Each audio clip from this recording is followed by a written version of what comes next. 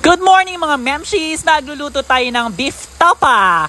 And this is the ingredients. Ito po, nag-marinate po ako. Ganito po ang mag-prepare ng beef tapa. Naglagay po ako ng toyo.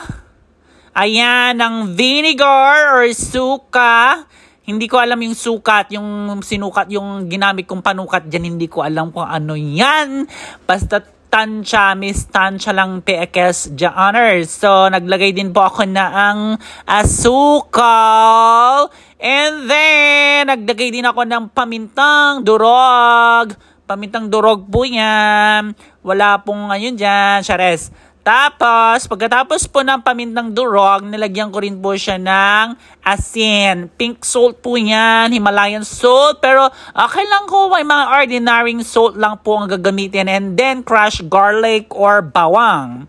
Ang isang buong bawang po yung kinash ko dyan. Tapos, and the main secret or ingredients po ng masarap na beef tapa is Coca-Cola. For me, Coca-Cola is the best. Pero, pwede rin gamitin ng ibang soft drinks like Sprite, lang ganyan. Yung mga, basta kayo nang bahala. Tapos haluin nyo lang po hanggang sa maghalo-halo. Siyempre, ang mga ingredients at ma-absorb po ng meat yung sauce na ginawa natin to marinate the beef. Alright, okay, yan, massage nyo po yan, lamas-lamasin nyo. Disclaimer lang po, naghugas po ako ng kamay bago ko po lamas-lamasin yan. At kahit na dyan, ako lang naman po ang kakain dyan, hindi ko naman po ipapakain sa iba.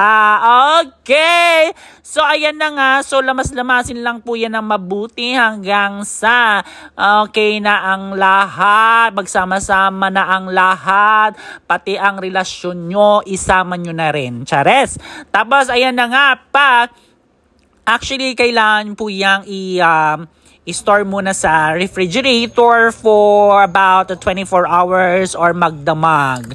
Okay, para mas masarap ang lasa at manuot po sa karne ng bakal.